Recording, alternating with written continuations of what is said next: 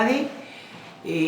Soy madre de Lilia Alejandra García Andrade, quien desapareciera un 14 de febrero del 2001 y posteriormente encontrada asesinada en febrero del mismo año.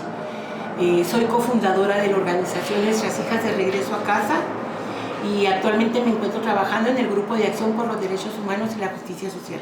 ¿Puede platicarnos un poco con respecto a cómo ha sido su experiencia? ¿Cómo es que usted empieza a meterse en el activismo para las mujeres, para las chicas? Bueno, mira, a raíz de la desaparición de mi hija Alejandra, su maestra hace un escrito, una editorial para el Heraldo, y el Heraldo es un periódico de Chihuahua, y ahí le publicaron esta nota, y en Chihuahua también se están perdiendo jovencitas. En ese momento iban 5 jóvenes desaparecidas, que curiosamente se pierde una por semana. Todas se perdieron el miércoles, incluida mi hija Alejandra, el miércoles. Entonces los papás de Minerva Torres Aledaño le escriben a Marisela, creyendo que la maestra Marisela pues era una experta por lo que había escrito en esa editorial.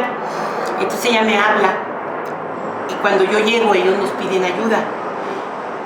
De momento mi primera reacción fue negarme.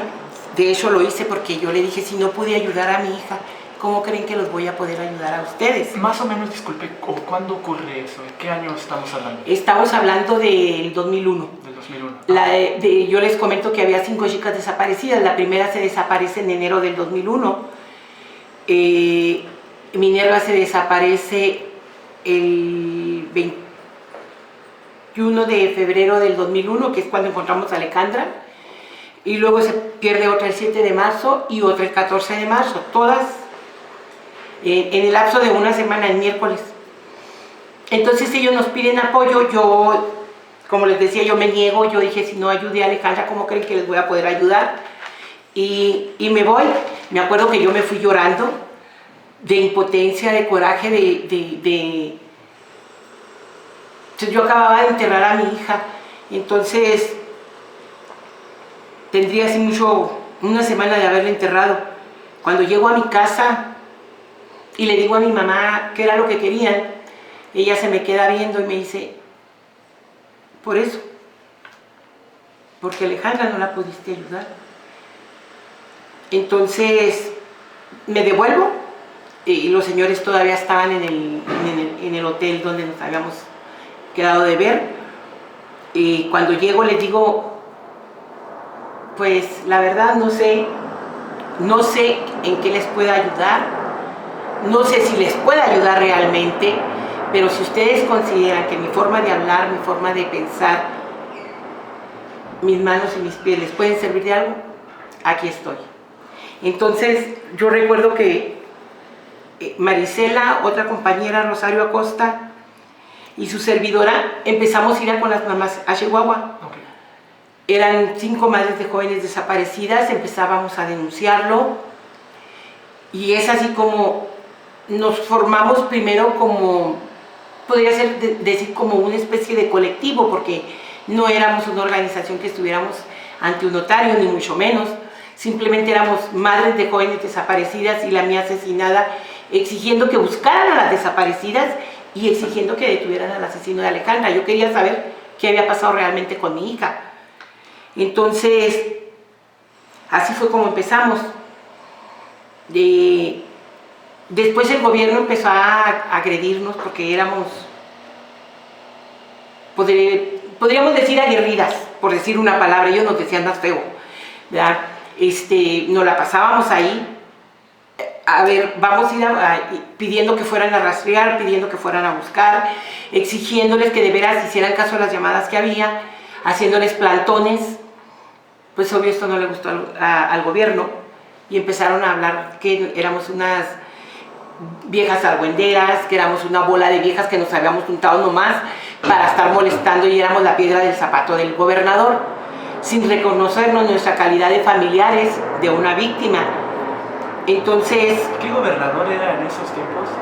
en ese entonces estaba Patricio Martínez. Patricio Martínez. Patricio Martínez, ¿De qué partido? del PRI, Del PRI. que ahorita es senador aquí por parte del PRI de Chihuahua.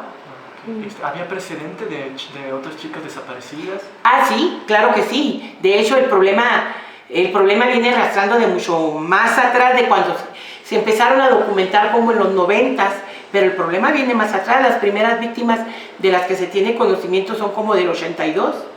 Dos niñas que violentaron sexualmente, las descuartizaron y las metieron a un refrigerador y las tuvieron congeladas.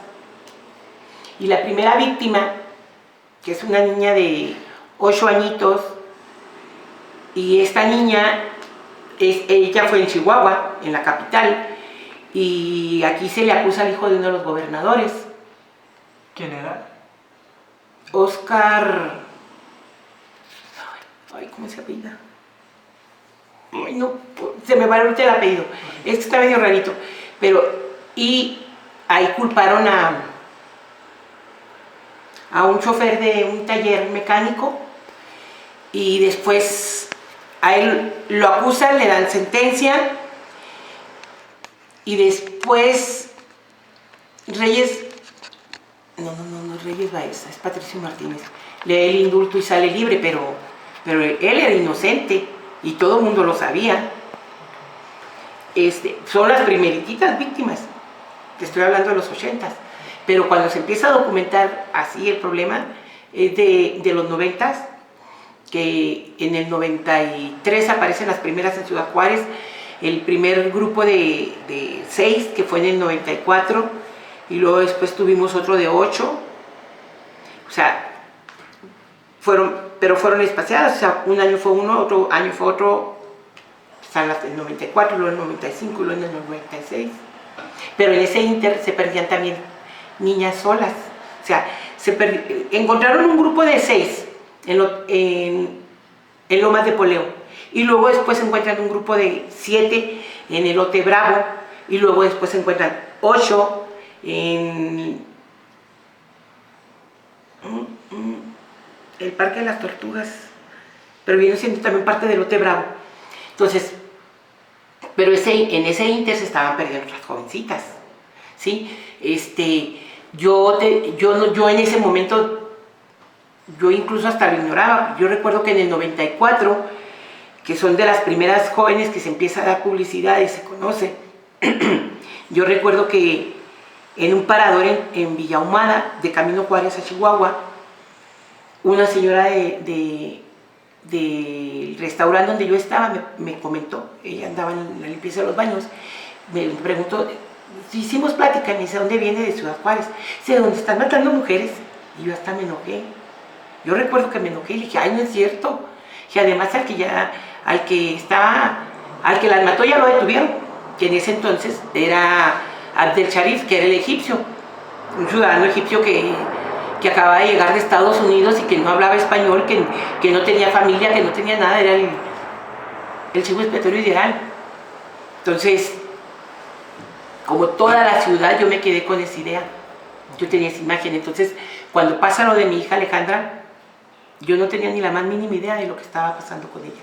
Yo me imaginé 20,000 cosas, que la habían atropellado, que estaba inconsciente, que entre pleito de los chavalos de pandillas le había tocado por ahí una pedrada y ella no sabía quién era. O sea, tenía 1000 teorías, pero nunca lo que realmente estaba sucediendo. Que cuando me habla, ¿no?, de que es en el 2001 y que el gobernador empieza a presionar, digamos, ¿no?, el gobierno. ¿Qué actitudes tuvo el gobierno que fueran presión para con ustedes, así, que fueran hostiles, que usted recuerda? Bueno, mire, aprendimos a ser hasta descaradas. Me invitaban a ir a algún foro, nosotros emprendimos una campaña de denuncia. Cuando me di cuenta realmente de lo que estaba sucediendo, empezamos a denunciar lo que estaba pasando. Entonces íbamos a las universidades, pero dentro de una de las campañas donde estábamos haciendo la denuncia, tuvimos la fortuna de encontrarnos con la directora de Amnistía Internacional de Costa Rica, y con el representante del grupo Jaguares, quienes nos apoyaron en una campaña de denuncia. Entonces nosotras viajaba cualquiera de nosotros, una de nosotras, porque no éramos la misma, con el grupo, y en sus conciertos lo denunciábamos, nos daban permiso de hablarlo. Y después, con Amnistía, en todos los foros que Amnistía tenía, también hacíamos lo mismo. Obvio que esto le molestó muchísimo al gobierno. Y en un momento en que levantamos, estábamos en una, por ejemplo, a mí me tocó, estaba en UCLA, la Universidad de Los Ángeles, y levanto la vista y el coordinador de ministerios públicos estaba entre el público. Después, estoy en el aeropuerto de Los Ángeles y ahí estaba el señor. El coordinador de ministerios públicos de la... Bueno, en aquel entonces eran judiciales. Okay. El coordinador de judiciales, porque todavía no eran ministerios públicos. Iba a la UNAM, a los foros en la UNAM, y ahí me lo encontraba, o encontraba algunos de los ministeriales. Tienen una, ¿cómo podría ser? Una postura que en cuanto lo ves, sabía uno que era un agente judicial. En Los Ángeles sí lo cuestioné, y el señor dijo que andaba de visita. Después estaba una compañera de un colectivo de aquí del DF, Josefina Mena, junto con otros compañeros y un sociólogo que estábamos hablando sobre poner una radio comunitaria en un restaurante. Entonces, así te das cuenta que estamos aquí en la mesa y de repente yo me fijo que el que está atrás, en la siguiente mesa, estaba así. O sea, estaba con la oreja parada, oyendo lo que estábamos hablando en nuestra radio comunitaria. Y les digo, ¿qué les parece si nos cambiamos de mesa? Que porque los elefantes y las jirafas están muy trabajadoras el día de hoy. O sea, mis compañeros entendieron a qué hablaba y obvio que ellos también, pero yo nunca les dije nada, nomás fue todo lo que yo comenté. Entonces cambiamos de mesa, seguimos hablando. Cuando terminamos al salir, yo me subo a mi vehículo y me voy. Y ellos, los compañeros con los que estábamos, se van un poquito después. Ellos se percatan que quienes nos estaban escuchando se habían ido atrás de mí. Entonces eran agentes judiciales. Y me dicen, van atrás de ti, Norma, ten mucho cuidado. Entonces dije, me vienen siguiendo, a ver si es cierto. Y empecé a pisarle. Todos los semáforos en rojo me los fui pasando. Y se fueron atrás de mí, íbamos por la carretera Casas Grandes. Y así como yo me lo volaba, se lo volaban ellos. Di una vuelta prohibida en una avenida para agarrar la otra carretera que me llevaba a mi casa. Hicieron lo mismo. Finalmente, al llegar a mis terrenos, pues yo me empecé a meter por las brechitas y las callecitas. Entonces yo llego, me estaciono y me bajo. Había varias vecinas afuera, entonces yo llego y me meto a la bola con mis vecinas. Y luego los veo pasar. Entonces, la calle donde yo vivo es privada, entonces ellos tenían que hacer esto. Tenían que retornar. Entonces, cuando retornan, yo les hago bien descarado. Díganles que muchas gracias, díganle a su jefe que llegué al fuerte sin novedad, que no hubo ningún problema. Gracias por acompañarme. Porque ya, o sea, yo ya me había dado cuenta que todo lo que querían era decirme, mira, te estamos checando, te estamos cuidando, sabemos lo que andas haciendo. Y un día me tocó fui a España y a varios foros y hice las mismas denuncias que siempre he hecho. Cuando yo venía de regreso, ese día en el aeropuerto estábamos y una de las muchachas que andaba conmigo, que me andaba moviendo, me dice, mira Norma, te compré los periódicos. Y el primer periódico que veo es uno en donde viene una nota de Josefina Vázquez Mota, que entonces era la de Cedesol, y dice pues que no nos entiende, que no sabe por qué nosotros andamos de vendepatrias, porque en México había apoyo a las madres solteras, había apoyo para los niños. Yo dije, yo no sé en qué país vive ella y en cuál México vivo yo, porque en el que yo vivo, todo lo que ella dice, no lo hay. O sea, se encargaron de hablar de nosotros. Era muy común que nos dijeran que éramos unas vendepatrias, que desprestigiábamos la ciudad, que el turismo había bajado por culpa de nosotros. Entonces, como les dije yo un día, a ver, ¿por qué dices que el turismo bajó? Si no es culpa de nosotros. Si ustedes hicieran su trabajo y no hubiera tanta joven desaparecida, ni tanto asesinato, la gente seguiría viniendo. La gente dejó de venir porque tiene miedo. Que lo estoy denunciando, sí, lo estoy denunciando. Oye, pues si no me quitaste un perro, me quitaste a mi hija. Y no has hecho nada por encontrar a su asesino. Otra de las cosas que también era común que ellos hacían, aparte de vigilarnos, a mi compañera, con ella sí fueron más agresivas. A mí nomás una sola vez me tocaron, y cuando me tocaron desde la ventana del palacio les decían: ¡ay, Norma Andrade, no la golpeen! Pero ya me habían golpeado, porque nos golpearon sus escoltas, nos agarraron con bats a todas las mamás que estábamos en el plantón, y él desde arriba gritó específicamente que a mí no me tocaran, pero ya me habían golpeado. Que son fotos que circularon por internet. Se metieron a la escuela donde yo trabajo, simulando vandalismo, y destruyeron el pizarrón, mi estante, yo tenía el rincón de lecturas, que tenía un estante también, un librero, también me lo desbarataron, los libros todos los destruyeron, y lo único que se llevaron fue el expediente de mi hija. ¿Eso más o menos en qué año fue? En el junio del 2005. ¿Qué gobernador estaba en aquellos días? Me parece que todavía estaba Patricio Martínez. Todavía estaba, ok. Uh-huh. Sí, porque con él tuvimos muchos problemas muy fuertes, muy fuertes. El siguiente gobernador, que fue Reyes Baeza, él ya fue más diplomático. Cuando nosotros le decíamos lo que le dijéramos, le gritáramos: déjenlas. Las señoras están muy lastimadas psicológicamente, pueden decir todo lo que quieran, déjenlas que se acerquen a mí, no hay ningún problema. Nomás iba a la prensa y nos decía hasta lo que nos íbamos a morir, pero delante de la prensa, déjenlas que me griten todo lo que quieran. El señor era muy buen político. Digo, conmigo no fueron, cuando estaba Patricio Martínez no eran, a pesar de que me acosaban y de que me destruyeron el salón y todo eso, no eran tan agresivos como lo fueron con mi compañera. Mi compañera sí la encañonó el procurador, así la agarró y le puso una pistola aquí en la boca y le dijo: si sigues manejando normal, te va a cambiar la chingada. ¿Cómo era el nombre de su compañera? Marisela Ortiz. Fue algo curioso, pero mira, con los cambios de gobernador, el nuevo gobernador dio una cara, dio una imagen, pero entonces hubo cambios, ya no nos perseguían, ya no nos acosaban, más sin embargo, sí se metieron a la oficina y nos robaron nuestros aparatos, nuestro equipo, le quebraron los vidrios a una de las compañeras y se robaron los expedientes, aun cuando había computadoras, lo único que se llevaron fueron expedientes. Entonces, ese cambio sutil en las agresiones ya no eran de frente, o sea, no era que que nos siguiera el ministerial, no, ya fue algo diferente. Entonces después tuvimos problemas, dejaron de acosarnos directamente, pero había un acoso sutil. Se pidieron medidas cautelares y se les otorgaron a nuestros abogados, y se le otorgaron a Marisela y a mi hija Marilu.